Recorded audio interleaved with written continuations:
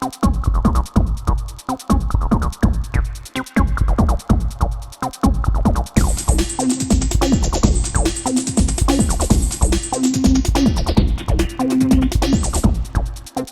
welcome to another episode of the Music Matters podcast, and today we are stoked to have another local legend, Henry C. Welcome to the show, bro. Thank you so much for having me, guys. Oh, mate, thanks for coming on, man. Show, bro. Hell yeah, I appreciate it. Definitely a Vancouver legend. Oh, thank you. No worries, man. So I'll start off with all our guests. Where'd you grow up?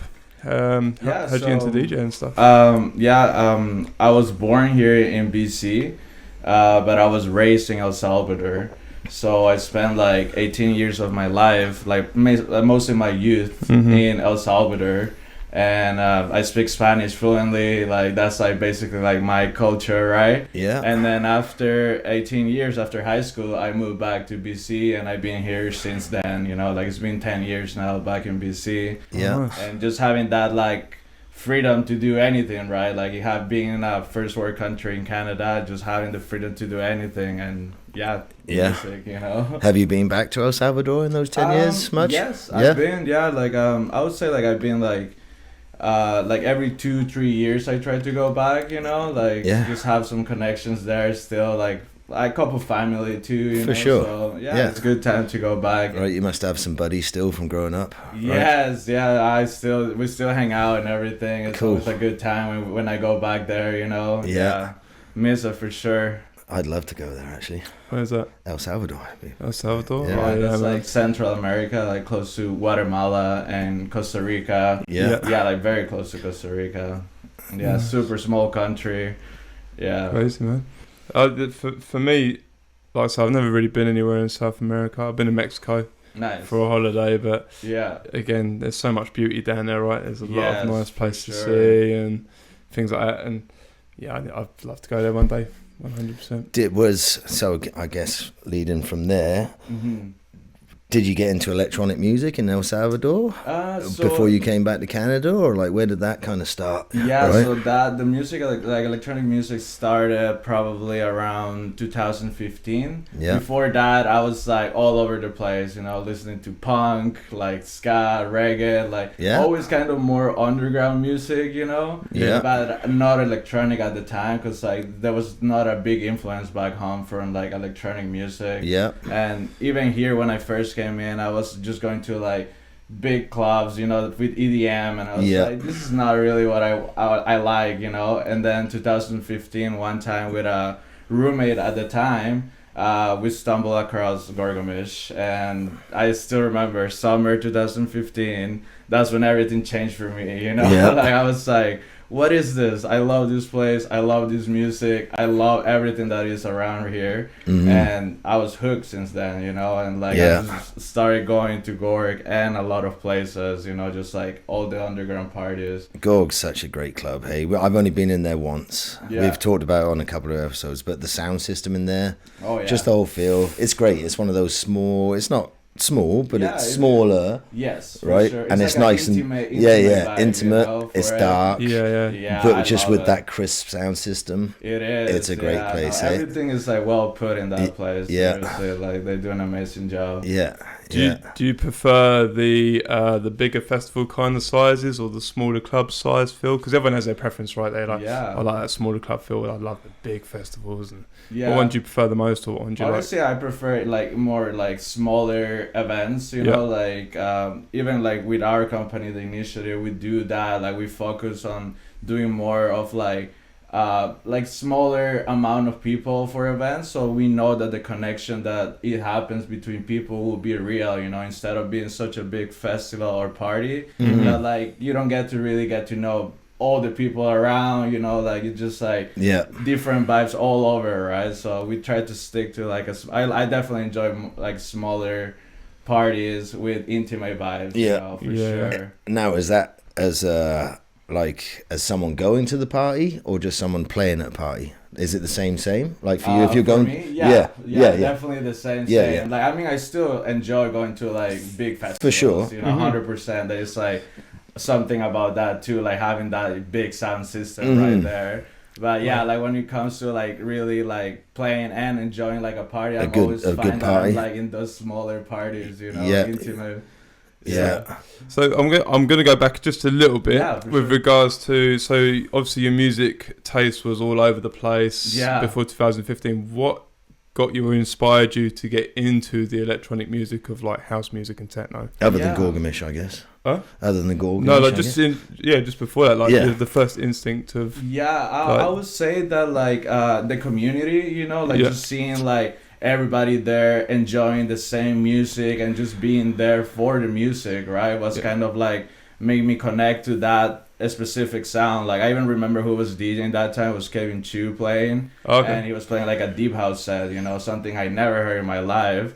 But I'm like, wow, everybody's in this kind of same frequency, kind of like sharing the same experience, and that's what kind of like got me like, wow, this is like something that I would be definitely interested to do, you know, like, or to like kind of like keep listening to, you know, because it kind of had a meaning for me that like go to the party and everybody's enjoying the same like music, same vibe, right? So I think that's what it was. Okay, yeah, I know you ran over the Gorgamish thing, but obviously Kevin Shu is kind of the guy that made you feel that experience to get into that scene as well. Yes. So with regards to the music side, was it the house music was the first one, or was it the techno? It was house music for sure. Yeah, like just the 4x4, you know, just like love that. Yeah. And then like I started experiencing it on my own, different more sounds. Like like if you see my playlist and like music, it's like all over the place in electronic music. I love to listen like everything from like hard techno, like deep house, down tempo, like minimal, like everything, you know, like I really enjoy it, like all. Do you mix that up in your sets? Yeah. Actually, like funny enough, like yesterday I got invited to, like a couple of weeks ago I got invited to play a show yesterday for iMusic, like this like deep house DJ. It's like the first time I ever play a deep house set like live to a crowd, you know, like I play in my house and everything, but it was a nice experience because like I usually play house, tech house, you know, like more like move, like dancing super stuff, but like I had the chance to play like a deep house set yesterday, and I think it went pretty well, you know. Yeah. I think once you get into the electronic side of music, or you like find it, the avenues for that are just there's untold avenues, right? Like the house, you got the techno, then you got all the subgenres. The genres are endless, right? Yeah, I mean, absolutely endless. Like, I think that was another thing that I loved about electronic music. You know, that there was just this like infinite variety of like sounds. The diversity and the avenues. Yeah. So it's crazy, that definitely got me hooked. Like literally, that's all I listen to, like electronic music. There's nothing else I listen to. Yeah, that's why I asked, because obviously there's many different avenues and there's, you know, that sort of thing. So what was your first DJ gig that you nailed down? Was it from sending a demo, or was it from knowing people? So the first gig that I had ever probably was like 2016, I would say. So this is like 1 year later of like... Wow, that's pretty quick. Basically. Like I spent that first year like partying and just like enjoying the scene. And then like after that year, I was like kind of like, okay, like I want to keep doing this, but I want to do more about it, you know. And that kind of became like, oh, I want to like try to DJ, you know. And like pretty fast, like I my friend like gave me this like controller, and I was just like in my house practicing for like hours, like trying to like craft my sound. And then like the first gig was like 2016, like at the Astorias, you know, like this like bar in like right, like East Hastings, you know. That was my first ever gig, you know, like couple people around, like, but I was like, okay, this is cool, you know, like people come here to listen to me to play some music, like that was like a cool experience, you know. For sure. I think I planned a small event like with the smaller crowd, and it's a good, we've said this before many times, it's a good learning curve for, you know, you've got a couple of people there, you're sort of trying to keep the vibe going, learning the dance floor. I heard you mention the initiative. You're part owner of that or co-owner of that? Tell us a bit about that. Co-owner of that. Like the other partners are like my fiance and like my really good friend Jalen, which is like a DJ too, and like we organize events. And another friend of ours that is right now in Mexico, but she also helped us in the events with decoration and everything. So we're like 4 people that pretty much put events in the town, you know, like different places, outdoor, indoor, and virtual too. Like, you know, we had to do like Twitch streams like for a while and everything. How long has that been going? When did you guys start that? Yeah, the initiative's been going for we started like 2 years ago. Okay, 2 years ago, and like it's been going well. Like before that, I was doing some other kind of events with other friends, like under different names, but like nothing really like big, you know. And then kind of was just kind of like the start for me to like, okay, I want to do something proper with a company, and then the initiative kind of was like born from that moment. Cool.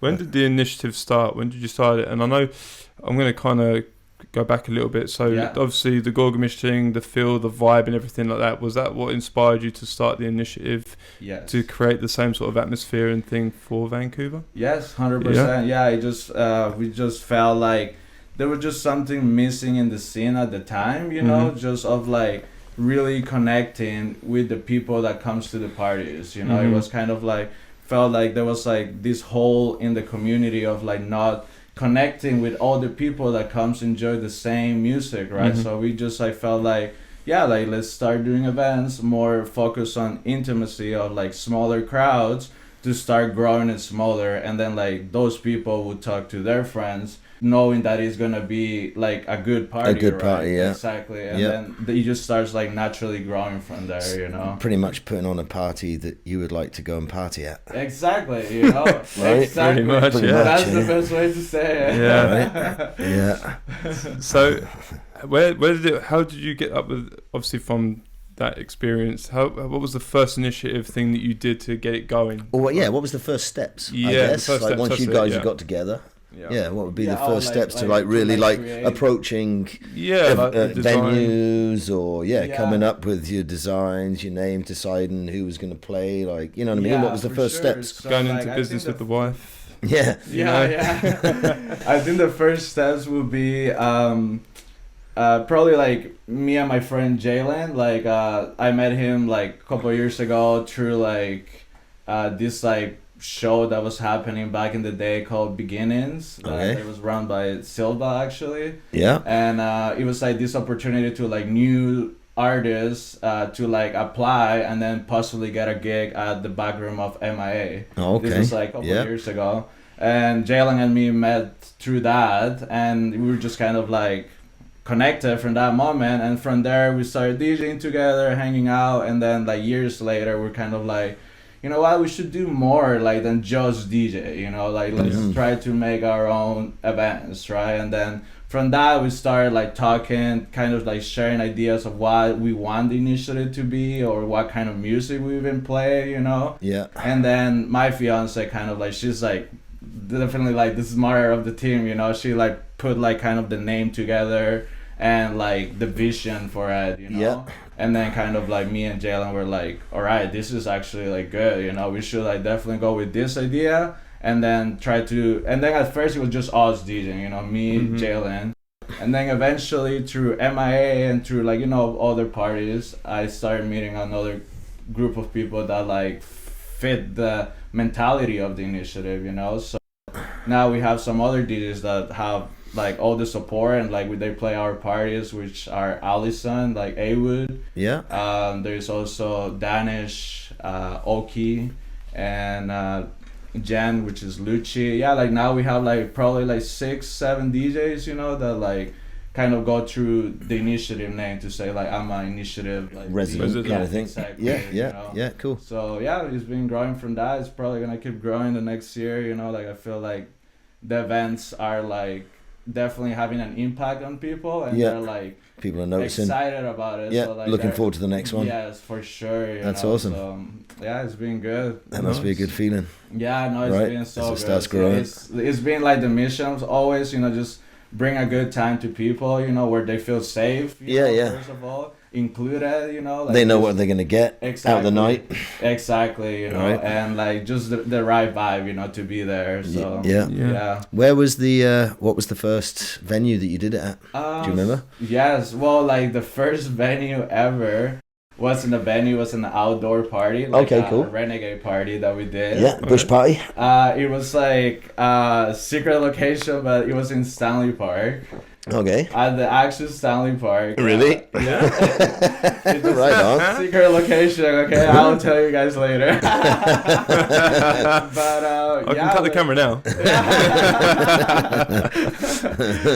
And basically, yeah, like we just like posted around on like emails under the initiative. Like people were like, who is the initiative even, right? Like we're just started. Yeah. And like, but we already had like a kind of like a movement because I was already DJing. Like Jalen was DJing. Like so a bit of word of mouth. You'd let a few people know. Exactly. Yeah. Like, you know, the craziest thing was like we were expecting like maybe like 100 to 200 people, and probably like I would say double, like almost triple showed up. Really? Yeah. And, like we're just having this like crazy party in Stanley Park, and just kind of like what is happening right now, but like everybody was safe, everybody had a good time. Yeah. And that was kind of the first party that like got people talking about like, wow, that was great. Like I would definitely follow the initiative for more. You know?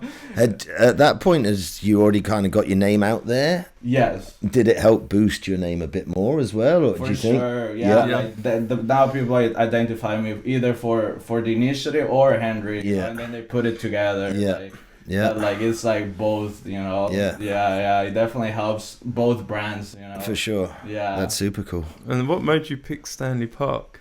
You know, like we just wanted to throw a Renegade party, okay? Yeah. And like we were like, okay. And it's close to Vancouver, I guess. Like, that's true. Right? Really, like that was the Some people won't go that far from Vancouver, like, right? People could bike in like less than 20 minutes to the place and make it to the party. Yeah. So that was like the idea, and it came out because like we heard from other friends that a couple years ago there used to be events at Stanley Park, but like they got shut down by the cops, you know, and then for years there were nothing happening there, and we're like, you know what, we should give it a try again. Why not? See what happens. And it all worked out. Like cops didn't even show up. Nothing happened, you know, like we were fine. Like we were in and out of there. We had to like bring all this stuff. Oh, there. For sure. Like again, I love the idea of it because I do. Yeah, we've like illegal rave. Yeah. People who have watched the show will know I waffle on about this every time, but I went to the old illegal raves in England. Right. I grew up back when the raves in the 90s. Right. Amazing.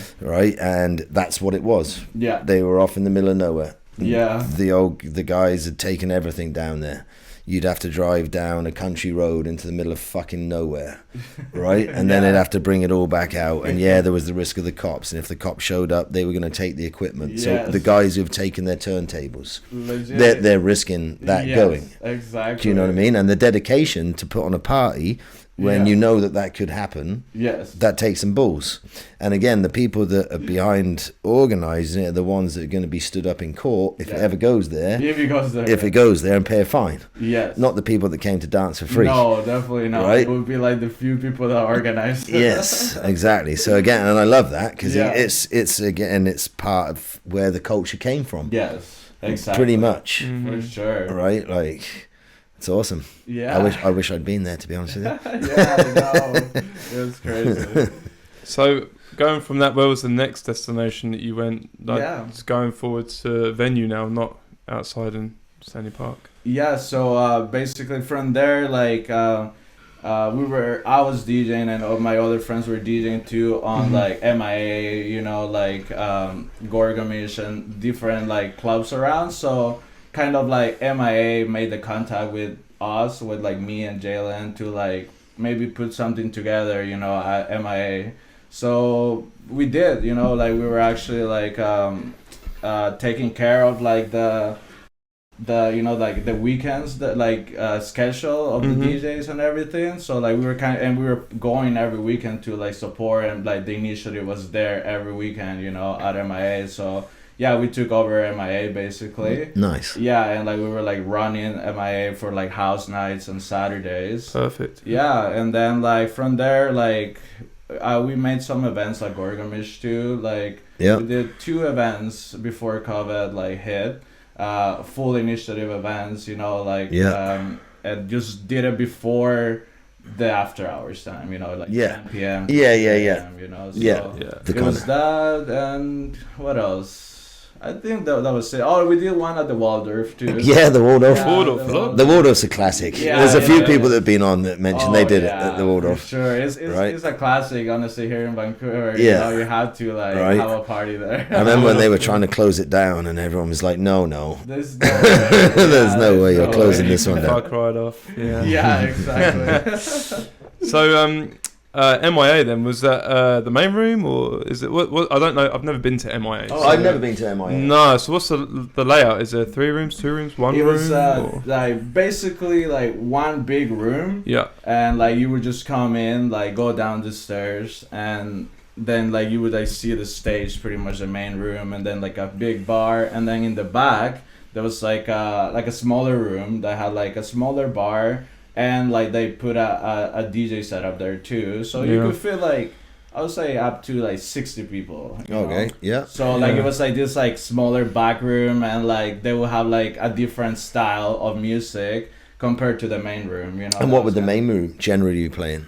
What's that in the main room? Yeah, main room style. like top 40 stuff, or was it still it was techno, like techno house? Yeah, it was still underground. Still underground music. Okay, yeah. It was all like underground. Like, it was like probably like house and tech house in the main room, and there would be like techno in the back room. Gotcha. You know? Yeah. Or if there was like techno in the main room, there would be like house in the back room. You know, kind of like balance it out. Yeah, cool. Yeah, for sure. Yeah. That's... So when starting your own events, and who was the first biggest name you got to headline, and how did you organise to get that person to play?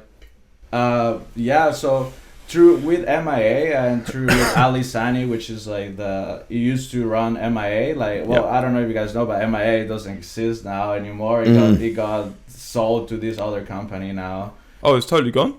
Like the venue's there, but it's not the same name, right? Anymore. Yeah. Oh, what's it now? It's called Ombre Social. I haven't been there. Yeah, it's kind of like a lounge. And like a swanky little. Yeah, I don't think they have electronic music anymore. I think they changed it. Yeah, it's like gone.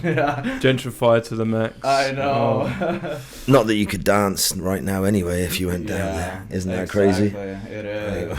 So yeah, with Ali Sani, like he gave me like opportunities to open up to some big DJs, and I think like probably my biggest gig there was like opening for Tong. Yep. And the other one was like Dubfire. I think those two were like my favorite ones, and like probably can say like the biggest DJs that I opened up for. Yeah, that must have been pretty amazing opening up for Tong. Just to meet Tong. Just to meet the guy, let alone open up for him. Yeah, exactly. Right? You know, like I had to like the pleasure of like closing for him too. Like he didn't play the last 45 minutes, you know, so like I play after him, so like kind of like changing song with him was like, wow, like how am I even here right now? Yeah, right, that's crazy. Yeah, it was crazy. I remember back in the day, a friend of mine, Mike Skelton, he lives in America now.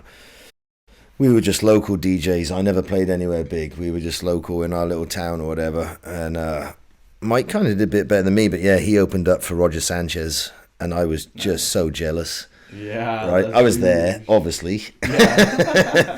But I was just like, really, man? You get to fucking open up for him, and I don't? Like, how's that fair? Because I did a little bit of digging also, and you also opened up for Sonny Fodera. Yes. Heidi, Peter and Prokovic, and John Summit as well.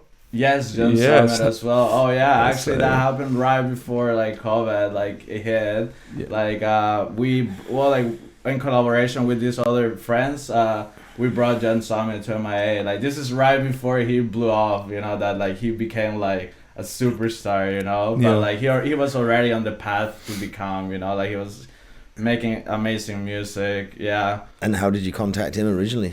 So my friends made the contact with him. Like I guess like they were already kind of talking with him and like trying to make it happen to bring him to Vancouver, but they didn't have like enough like resources to make it happen. And then they kind of contact me and MIA. Yeah. And like we're like, all right, you know what, we should like let's make do it this. happen. Like we should bring this guy for sure because he's good, you know. And like after that, he pretty much blew up to be like where he is now. Yeah, that's super cool. He's got super big man. Yeah, it's crazy everywhere. Yeah, I also I see going back to where you've played. You played in Mexico. Yes. I see you play in Mexico, and you've played. I saw you did a rooftop for Studio 710. Oh yeah. Yeah, I'll do some digging, so I might catch you on the spot a little bit. I love it. Yeah, the rooftop, that was a nice place. I've been thinking to like try to contact them, see what happened. Like I haven't heard from them in a while. Yeah. You know, but it was a nice spot to do something, like just even like a recording or like a small little rooftop party. Yeah, that was nice. And yeah, I traveled for like I would say like 6 months on 2018 with now my fiance, and I got the opportunity to like play a couple of gigs around like Mexico, Nicaragua, El Salvador. Honestly, like probably my favorite one was Nicaragua. I played at this like party that it was like in a treehouse. Really? What? Yeah, really? That's cool. That's fucking sick. I was like, how am I here right now? This is crazy. Like, did you have it all? Sorry, I didn't mean to cut you off. Did you have it all organized before you went over there? No, just got each place and then just like, hey, I'm here. Yeah, meet some people. Yeah, exactly. You know, like, cool. I feel like I have like a social interaction with people. You just start meeting and say, hey, I got my USB stick. Yeah, I got some tracks. I'm here. Yeah, just hold up the headphones. I'm like, I can play. Legit, that's what it is. What kind of equipment did they have in the treehouse? Do they have any like? Yeah, they had like straight CDJs. up. Yeah, like, they had everything you needed. It's like honestly the craziest plane I ever been. Yeah, like that's awesome. Even to get there, you need to like go in this like. Well, like, you know, this is like Central America and South America, right? You have to ride this like truck. Yeah. You're in the back, like stand up with a bunch of like, you know, like people that are not from Nicaragua, just like travelers. Yeah, maybe the odd chicken and a goat. Yeah, exactly. Probably from there too. and then they just drive you for like 30 minutes from a city to like basically like bushes. You know, there's nothing around, and then all of a sudden you need to do a hike for like 10-15 minutes, and then you get to the treehouse. Wow. I was like, that's so cool. Yeah, it was amazing. Like, it's a good job you not playing vinyl, because you imagine carrying your God. bag of vinyl up there. You got a trailer? That would be horrible. Actually, I'm going to step backwards a bit, seeing as we're talking about equipment and stuff like that. So a friend lent you a controller. Yes. Right, that's how you first started. What controller was it? It was a Tractor S4. Yeah.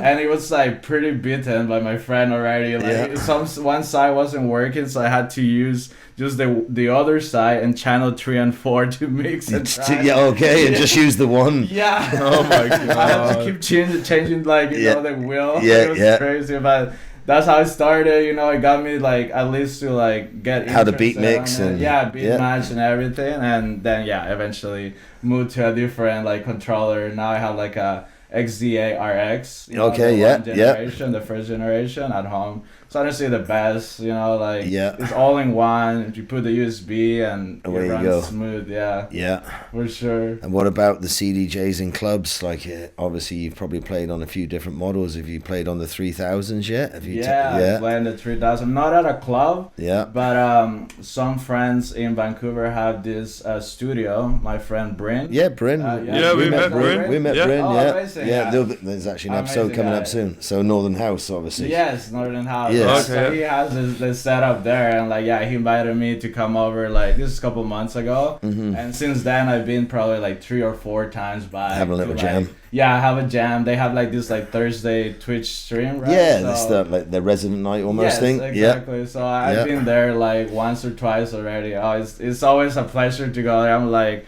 I get to play the 3000s and the V10. The mixer. That one is crazy. Yeah, man. It's so expensive though. Oh, hey, that setup, so like that's like a $9,000 setup. Pretty much $10,000 for sure. Pretty much. By the time you've got those two and that mixer, you're looking at about 10 grand. 100%. It's crazy, isn't it? It's crazy. It's fucking nuts, man. I mean, even your controller, they're up there. Yeah. Right. You know, they're not cheap. No, it's not. Right. Yeah, but like, it's definitely way cheaper than anything of the CDJs. You know. Yeah, for sure. Do you have any?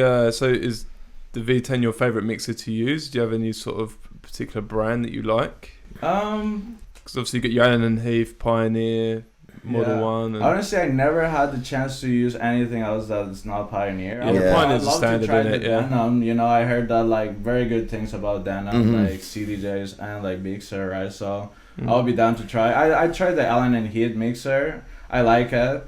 Oh, actually, I tried one time. I can't remember the name of it, but it's like a rotary. Rotary, yeah. I tried it one at this like radio station. They have it, and it was amazing. Do you like it? I loved it, honestly. It's so different to it's get different, used to. Yeah. From, like putting the just ball doing in this. up, you know? Yeah. But once you like figure it out, it's like a lot of fun, you know, because it's kind of like the frequency of the volume that you like alter instead of like moving it with your own hand. It's kind of more like chunky sometimes. Like it's like the volume goes like too fast or too slow. With that one you can like just kind of tweak bring it like slower kind of no thing. crossfader.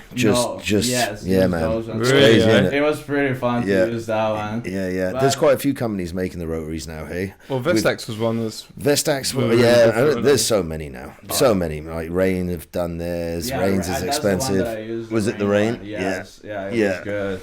Yeah, that was good. Equipment's so fun. We're both geeks. We like all that shit. Yes, that's definitely like one of my favorite things about DJing. Like it's like being like a little kid, like with this all equipment. Yeah, right. You're like, oh man, this is all mine. I get to play with this all over. And again, with the digital style, and again, me and Brad have talked about this many times.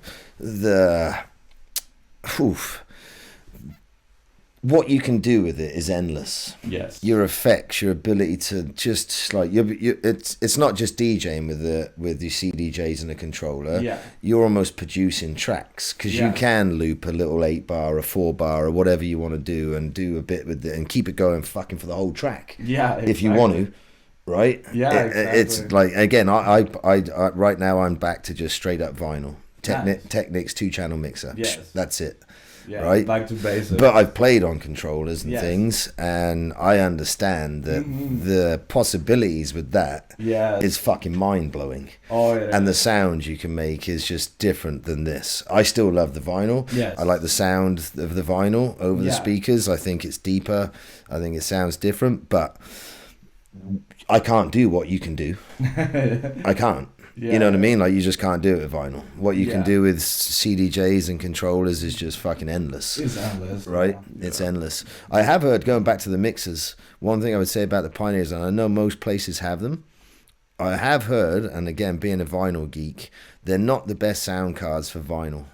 Yeah, I've heard right? For digital formats, fucking brilliant. Mm-hmm. But for vinyl, and I've got the 600, right? DJM 600. I hate the sound card in it. Oh, really? Yeah. It's an older one, right? Yeah. But when I play it with my vinyl, when I played it with my digital vinyl, with my MP3s, it sounds okay.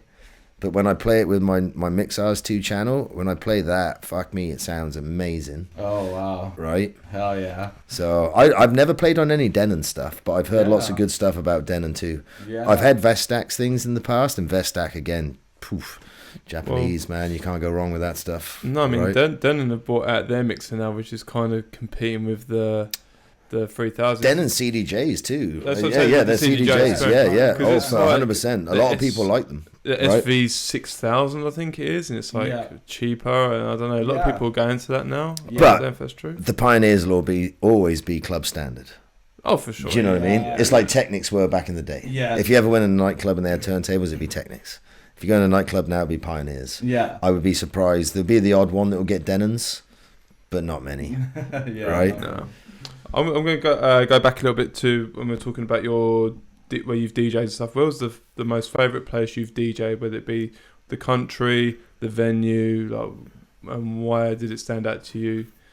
Definitely Gorgomish.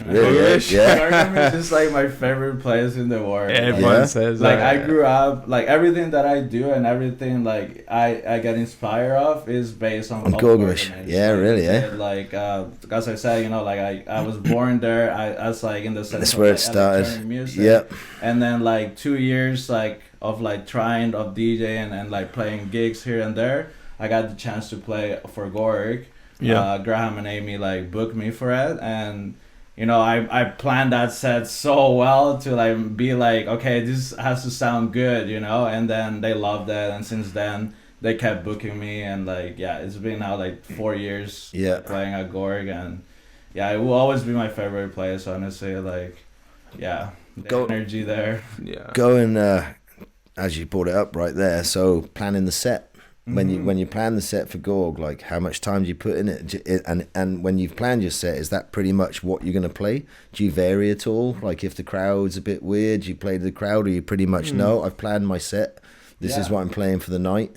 I know what crowd's going to be there and here. Do you know what I mean? Like so like it depends on the kind of sets. For example, like if it's like more of an opening set, like I would stick to like what I plan, because I know that it's gonna flow for the time, you know. Yep. But when it's more like peak hour, you know, that when there's lots of people in, it's party mode. People, you don't know what the other guy's gonna play, right? So like then like I have something prepped, but it's like flexible, right? Like I will be like open to like change it on the fly if I need to, right? Cool. But I think I'm pretty like good at like kind of feeling what people will want to hear, and like also knowing in which lineup I am to like be like, okay, this kind of music would like flow with the other artists. Absolutely, you know? So, knowing the other people you're playing with and their style, for sure.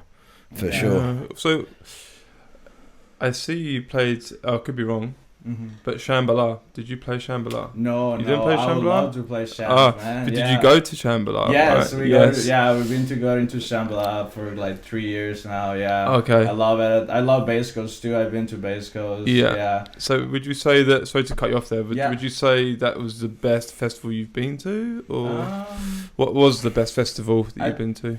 It's a hard question for sure, because I love Bass Coast and Shams, I think, the same way, but they're two different, like completely different festivals, you know. I think like music wise, I like Bass Coast more, because there's more variance there, or it's more like house and techno and like bass music that is like you know, it's like a pretty nice like trippy bass music, and Shams is just this like way bigger party, you know, which is also super cool, but there's like so many sounds that like, you know, I wouldn't really go to that, you know, like a lot of dubstep, you know, and stuff like that. So I just feel like they're both like my favorites, but like if I had to choose one for music, it would be the Bass Coast. I would, yeah. Oh, nice. I've never been. No, I've never been to either. Actually, I definitely recommend Bass Coast. I think you guys will enjoy it. I'd like to take this setup to Bass Coast. Yeah, we've been thinking about that. Would be awesome. We'd like to reach out to like a few of the sort of festival people and promoters and see if we could like set up a tent out back. Yeah, and interview people. Do you know what I mean? Like that, it'd be pretty cool. Do a little podcast on the side and interview partiers and DJs. Yeah, like whatever. Just grab someone random off the dance floor. You want to come and chat for 10 minutes? Yeah. Come on, bro. that's a nice idea. Right? Yeah, I love it. I was just thinking. What could we put as to like bring people in? Techno music is shit. Changed my mind. People would just argue with me. Coming in, lighting up. Yeah, I'm just curious. I do like it really. I just want you to come over here. So, going back to events that you've played and things like that, which was like the most sort of surreal moment that really hit you and you thought, fuck man, like I'm glad I've come here, or something that stuck to your mind where you've thought, I'll never forget this moment. Do you see what I'm saying? Yeah, for sure. Definitely a couple events come to my mind, but I would say like definitely one of like that I feel that way exactly was in Mexico. My friends organized this event for me, you know, like it was specifically for me to like headline it, you know, so I was like the headliner at that event, and it was like a rooftop event in Mexico, you know, where like I'm like, this is like for me like basically living the dream, you know, playing like music all around the world, right, and having the chance to do it in Mexico to people that probably I would never see again, but I just left that you know little message with them of like my set, you know. I think that was like a very magical like time. And it was a full moon too, you know, like you could see the moon just like there in the back while the party's going on. Oh wow. Yeah, definitely one of the best ones. And was what was the music's taste like, and the vibe there, like the clubbing vibe there? Was it much different here? Was it not much different? It's not that much different. I would say they're way more passionate though. Way more passionate. Yeah, Mexican people, like the scene there is growing so much right now. It's like crazy. Yeah, because they're doing a lot at Tulum. Is it Tulum? Is that how you pronounce it? Yes. Yeah, they're doing a lot of big DJs are going down there now to that area. Because they got some really swanky hotels there now, right? And there's a lot of people going down that area. Yeah, they go every year to like Tulum, like at the beginning of the year. They've been doing it for years. Before it used to be BPM. Oh, okay. And then like there was the incident in Mexico that like somebody like died or something, and like they had to cancel it. And like now they're they're still making the parties, but not called BPM. They're called like different names now, like Samna, like Tel Avos events. Like there's so many now. Oh really? Yeah. Oh cool. Yeah. So what about future projects for yourself? Like I know obviously COVID's been happening, but what's the next sort of future plans for yourself? With DJing and I think like the main focus as my artist name right now is to like release tracks. I think that's like the future. Like as an artist, like I always felt like okay, I'm a DJ, but like never felt like okay, like I'm a full artist. Because like you kind of have to make your own craft, right? Like pretty much really your own sound. Especially nowadays, it's pretty much hand in hand, right? Yeah, it's pretty much hand in hand, right? Exactly. If you really want to make it. Exactly. If you really want to make it, and if you really love it, right? If you really love it, you just want to learn how to do it, right? Yeah. So like with like all COVID, kind of like. It took me from playing gigs, right? Like from like being out every weekend and partying and like playing shows, kind of like was like, okay, like now I have the time to like really get into it, So like, the last 2 years I've been like producing, just like learning and like sitting out with other friends that are producers too and just like trying to pick their minds and like learning my own stuff. So the goal is like I think next year, like start looking into like possible get some releases, tracks out. Cool. Like try to find some labels that will help me like release my tracks. Awesome. What Ableton? You use Ableton? Yeah, Ableton. Yeah. Do you have any hardware? Like I have this like push Ableton. Yeah, you got the push. Yeah, I got the push Ableton. Yeah, basically that right now. I think I want to get like a keyboard. A keyboard for Christmas, triggering that. Yeah. Yeah. How'd you like the push? I like it, yeah. It definitely like helps like some like moments of like editing the track like to make it faster, than like going in the laptop, Yeah. So definitely like it a lot. Yeah, I looked at it when it first came out. I was pretty intrigued. It looks pretty cool. Yeah. Jared's got one too. We were talking to Jared Love. Do you know Jared? Yeah. Sure. So Jared's got the push too, right? Yes, exactly. So yeah, it looks like a nice little bit of kit. It is, yeah, and you can use it for live too, right? Yeah. Like, Absolutely. Like shows, yes, right? For sure. There's just so much you can do with it. Yeah, it's definitely like worth it to have. And do you have that set up at home? Yeah, little home studio. A little studio that I built in the last 2 years. When I was like, okay, I needed like a space to really do it. So like I have like a desk. Like 2 speakers, a chair, and like just like simple things, but enough to like get in the mood to actually do it. Yeah, for sure. Yeah. Do you set yourself a schedule when you do it, or do you just go down and sit down and do whatever you do, or do you go in there pretty strict and focused and say, okay, I'm going in there for 2 hours. Yeah. I'm not going to look at my phone. Yeah. I'm going to do 2 hours work. Or do you just go in and fuck around? Yeah, I think like now I'm trying to get at least like 3 days of producing, like that at least sit down for like 3 to 4 hours and three days a week, like that's kind of like the schedule, like not necessarily the same days, could be any day, but at least that at least sit down and like do some projects. I usually like do a lot of projects and then like I know they're not fully finished, but like I leave them there and then just kind of move to another one. So then eventually like I want to start like finding the ones that are like sounding the best and really put all the effort to like finish it and make it sound like perfectly. Do you ever work on one and then get to the end and say, fuck that, I hate it, and just delete it? Yeah, definitely. I do it all the time. Or like spending 3 hours like, what the fuck just happened? Yeah, what did I just spend it? We said this with Sivs. I'm the same. I'll spend, probably 3 hours just fucking on a kick. Yeah. And I'm like, where the hell have I got? And I hated it more than I did when I started with it. Yeah. So it's just like, so now you've opened up the rabbit hole of producing. Yes. What is there any certain artists that sort of that you follow and sort of inspire you in making music? Is because obviously every artist has a different, way of making music and their own sound. Is there anyone that you specifically think, I really like this guy or woman, and think, I would say like for production, I feel like I've been following a lot of like minimal deep tech house, and like I find like Taman and Chris Tusi, like all these guys making like from the UK making like amazing like production, so like I would say I follow those like the most, and like get inspired from them, I think like that's the kind of sound I want to go for production, like more minimal house, like funky house too, like faster BPM too, Who would be your sort of dream artist to do a collab with then? One of those two guys, I guess. For sure, yeah. It would be a crazy dream. Yeah, that guy's a legend for sure. Well, you never know, right? You might get an email in the inbox. Exactly. Like, hey, do you want to do a collab? Good take, right? Yeah. So, talking of hardware then, are you going to get into any sort of hardware for your production?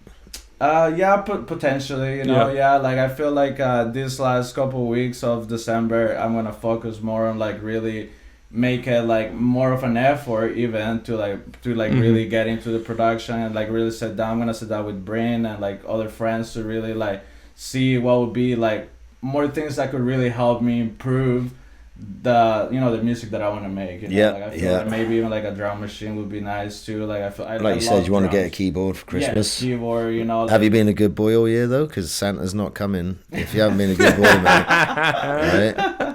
Yeah, it's definitely not.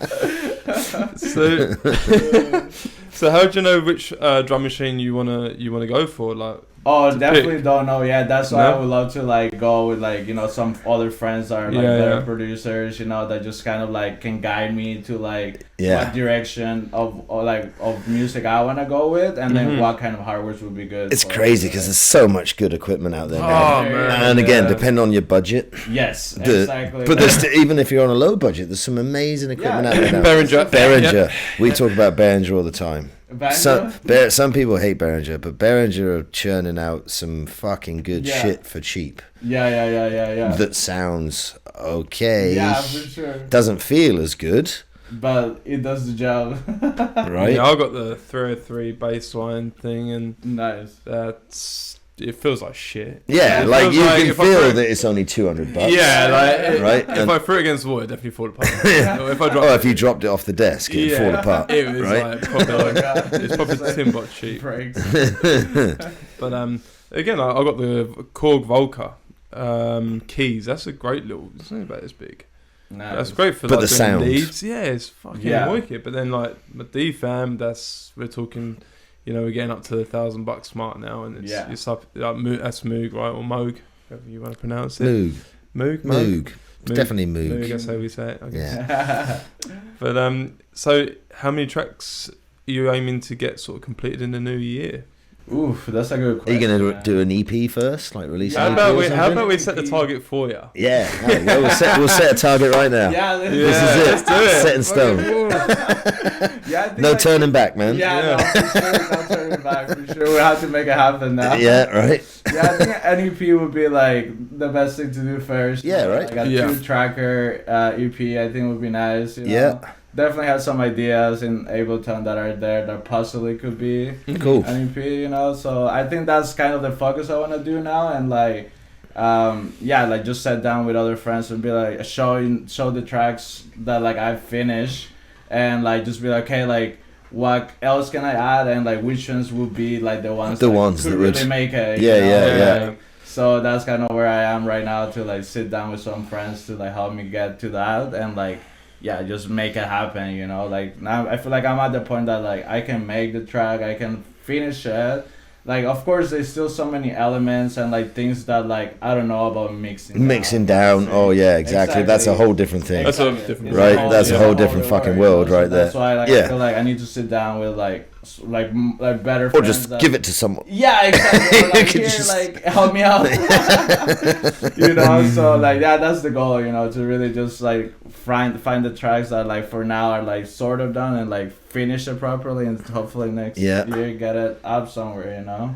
Where'd you get your sounds from when you're making the track? Where'd you find like your stems or your samples? Splice mostly, you know, like I use like a lot of MIDI, so like I like to make like my bass lines, you know, like out of scratch, you know. Yep. I love bass lines. Yeah, bass lines. Yeah, drums and bass lines. Drums and bass lines. It's the key. For sure. Right. 100%. You know. Yeah. So yeah, I would say like mostly like splice. You know, like get some like folders there and stuff for like different sounds, and then use MIDI for like creating my like different sounds. You know, within. Yeah. Yeah. I've heard a bit about MIDI. Is it good? Yeah, it's good for sure. Yeah. Like. Yeah.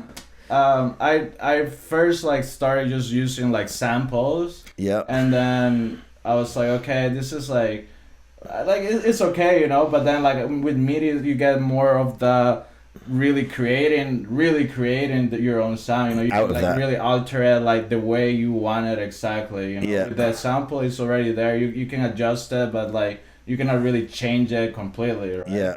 But like nowadays, I'm like using a mix of both. I find like having like samples and MIDI like makes your track kind of like for sure. Yeah, like be together nicely, you know. Mm-hmm. Yeah. I've got an Akai MPC which I don't hardly. It's so dusty right now. I've got to throw the dust off and actually switch on again. Yeah, it's like the ultimate production machine. This thing's fucking nuts, man. Really? Fuck, mate. You can take any sample, any noise, and literally right there. The screen's pretty small, and with my old eyes, it's fucking terrible. I find myself squinting. I have to take my glasses off just to fucking see it. Yeah. But it's got the DAW built in. Yeah. Right, so you literally could do everything from that. Oh, amazing. You can still hook it up to the computer and use the DAW through your computer, but you can do it all from that and link other stuff in. Oh, amazing. But any sample you put in that, man, the amount of shit you can do to it, bro, it's fucking insane, man. Oh, that's amazing. It's fucking insane. And I really don't use it enough, do I, Brad? Yeah, I should bring it out. Yeah. And he's got like an Ovation base station and a Korg Minilog. Can you? Yeah. Whatever. That's mine over there too. That MC303 that you keep over there. Yeah, I know. That you haven't given back to me yet. I'm not giving it back. I didn't think you were. I kind of noticed that you weren't ever giving that back.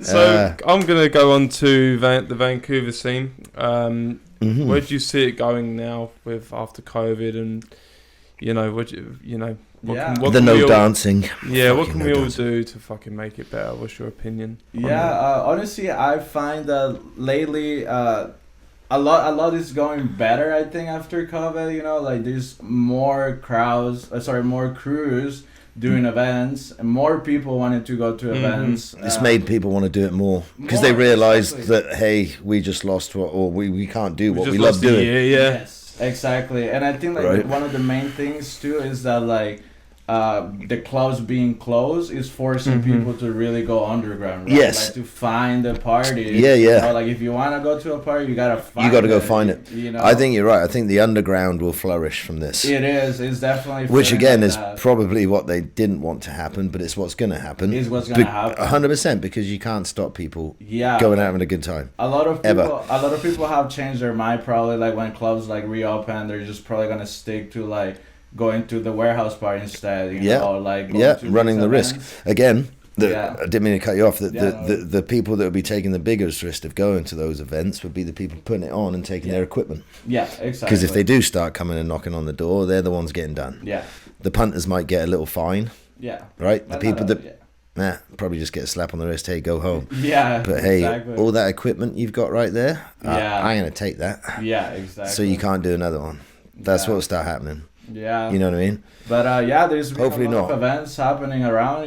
Like I feel like more people are like actually wanting to do that. Go to like down events, to go and do that. 100%. I felt like you were trying to like drag people to like events and stuff, and they were not happening, or they would go to like the bigger events, you know, like celebrities or whatever, you know. I think people have had enough of just waiting for it to go back to normal. Yes. Everyone waited for so long. Yeah. Everyone said, okay, we'll wait this out. Okay, we'll wait this out. Okay, we'll wait this out. I know, you can't dance. Okay, what the fuck? We're still waiting. Yeah. Oh, I know. We've all done our part, and come on, get the fucking dance floors right. I know, that's like the most ridiculous for me, honestly. Yeah. Like, how is that different than like opening like a dancing party for 200 people when you have like that many people in the game, right? Like yeah, exactly. You know, you're that many people can go to a game. Yes. But you can't go and do it's a fun thing. Yes. And it's only the fun that they're being probably like lobbied to open up. Yes. That are open, like the sports. Yeah. Because all those big sport corporations would have gone and said, hey, nah, fuck, we're still going to do sports. Yeah. But all the clubs don't have the power to do that. No, yeah. And I think if we can bring something for like that in Vancouver and build it up, it's going to bring enough revenue for them to be like, oh, we kind of need to keep this open. Gentrification as well. They've been trying to do it in London, the UK, and a lot of places around for a long time. Mm-hmm. A lot of the old classic clubs are in really desirable buildings that at the time were in areas that weren't that desirable. Yeah. But now they fucking are desirable. Yeah. And it's where developers want the buildings, so they'd be quite happy if they all closed down. Yes. Oh, shitty, man. 100%. You couldn't survive this? Yeah. Oh, we'll buy that building off you. Yeah, I'll buy it from you. Yeah, right? You know what I mean? Like, yeah. Like, pretty much. It's a pretty sad thing. Hopefully we get through it. I'm hoping that, you know, that... I really hope next year is happening that they open it, because it's just been like so long, like it's just like so long. But again, I'm sure, like you just said, Henry, it will go underground. It's not going to stop music. No, it's not going to stop people. You can't stop people partying. Exactly. You're going to make people want to party more. Yes, exactly. It will turn into the old prohibition. It will go back to the English rave revolution. Pretty much was a stand against the government. Yeah. Things were shit there at the time. Right? There was no work. Unemployment was fucking rife, man. Politics were fucked. And the youth, this music came in. MDMA came in. Yeah. Right? A few people came back from Ibiza and things, and then all of a sudden the English youth went, actually, fuck you, government. Yeah. We're just going to go and dance in fields. Yeah. Right, and that's pretty much where we're almost coming. It's almost gone full circle. Yeah, it's legit. And they've almost created it. Yeah. Exactly. You know what I mean? Yeah, you create your Frankenstein, right? Right. You know, at the end of the day, like they try and stop it. You can't. Music is known. You can't stop anything. They can't stop anything. Well, unless they go all militant and bring in fucking. Music's been the way to just be like expression. Yes, for like you know, for anything, you know, whatever it may be. Yeah. It's it's a form of expression and a way to say fuck you. We're free and we do what we want. Exactly. And hopefully we'll get back to that soon. For sure. Yeah, I really hope so. That is coming out like after Christmas. I really hope, you know, like after New Year's. I feel like they should be like this thing that they should just let it open. You know, like you know, like at least try it, right? Like you haven't even tried. You haven't even tried. No, exactly. No, they did the first test rave in Liverpool. Was it Liverpool? Yes. Yeah. And they had Sven Vaith, I think it was play there, and there was a few big names played. Capriati I think played there, but they tried it and it was successful. So the government, okay, let's just open up the clubs and let's just because it's one of our biggest.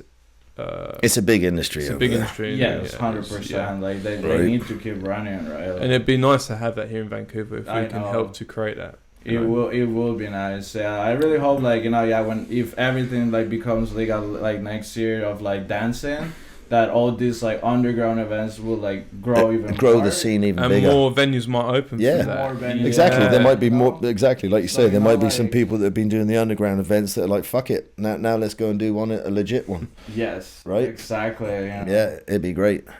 Hopefully it happens soon. Yeah, fingers crossed. Exactly. So have you got any advice for up and coming DJs in Vancouver? You could give them? Yeah, any advice? Yeah. Like on how to approach people, how to, you know what I mean? Yeah, for sure. Break the scene. I think my advice would be like, first of all, if you want to be like in the industry or if you want to be a DJ, like make sure you know how to beat match properly. I would say, like really focus on that part of like having it down proper and like knowing that you're gonna like be good, you know, because like there's so many like DJs that go and try it in the front of the people, but they never really even have the time at home to practice and like build like your beat matching, you know, and then you go and it's not good, and then you lose your chance, right? Cause that's then, it, like, right there. Yeah, it's the one time, right? Like if you don't do it good, people will probably like book you again, right? So it's just about first impressions, right? Like first impressions, making good impressions. So practice,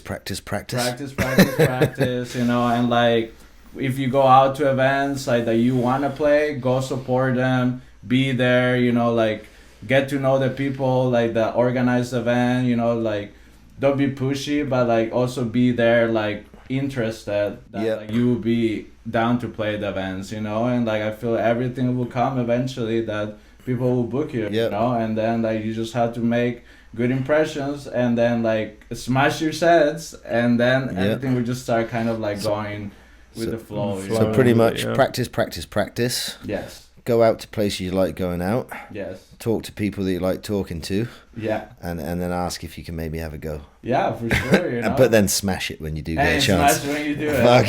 Right. There you go. And I've never asked this question, but it's come to my mind. What piece of equipment would you advise someone to get for their first setup? Would it be a controller, CDJs? Well, do you know, like, what would you, I've never even asked you this, have I, really? Nah, like, what really. would you say would be the first piece of equipment? I think, like, a controller is a good start, because it's, like, a good price, you know, it's nothing crazy, you know, like, you get to try it all. There's so many, like, Pioneer, fuck me, their prices start from $400 to $3,000 for a controller. Yeah, exactly. Well, there's so many ones you could get in between. You can really get that, like, will get you going, and you know, like I would say, like don't go and buy like the most expensive when you're not even sure if you're down that you want to do this. You know, start with a small one, and eventually you can start like buying different like equipment, right? But I would say, like honestly, I never used Serato, so I don't know how Serato will be, but I would say Tractor was very comfortable for me to like learn the process and do the transition to Pioneer. You know, like I felt like it wasn't that hard. I played on. I'm Serato, like my Mixar's mixer is Serato based. So when I do the DVS, the digital vinyl, Serato, I used to have a Newmark NS7 II, which is Serato based, which is a controller. Yeah. It's got the spinning platters like the Rain does now. It's the first one that did them, actually. Nice. Newmark did it way before Rain even thought of doing it. And because I wanted that, I was going to buy the Pioneer. Yeah. I was in Long and McQuaid and I was like, well, there's the Pioneer. Yeah. But it's just got a light that spins. And here's the Newmark, and it's got actual little discs that turn. Yeah. Right? And little bits of mini vinyl on top. And I was like, well, fuck it, I want that one. Yeah. Right? I played on Tractor, and it's the same, man. Yeah. If you could play on that, you can play on Serato. Yeah. There'd be a few things that you'd be like, where's that? Exactly. It'd be like going from Windows to Mac. Yeah, exactly. Yeah. Once you had a couple of minutes on it, you'd be like, fuck, okay. Yeah, you got it. You know what I mean? Same. Yeah. Right? Yeah, pretty much. Nice. Well, I think we'll wrap it up there then. Yeah. It's been a good hour. So yeah, that went by so fast. That was a great chat. I mean, we can chat for ages. I mean, but you know. Yeah, for sure. Really appreciate you coming on the show, Henry. It was a great chat. Thank you so much for having me, guys. I think you guys are doing an amazing job. Thanks, man. Appreciate it. We'd love to do another one maybe soon. Maybe, like we say, maybe we can do a remote one at some festival or something, and we'll see you there. Sure. Have another chat. Maybe once you get your EP released, we can have a chat about that too. Get you back on. You guys. Yeah, if you need a hand with any sort of producing, let me know. Man, I appreciate it. I love get you in that. Awesome. Thank you. Thanks again. Thanks very much. Again, Henry, Cheers, bro.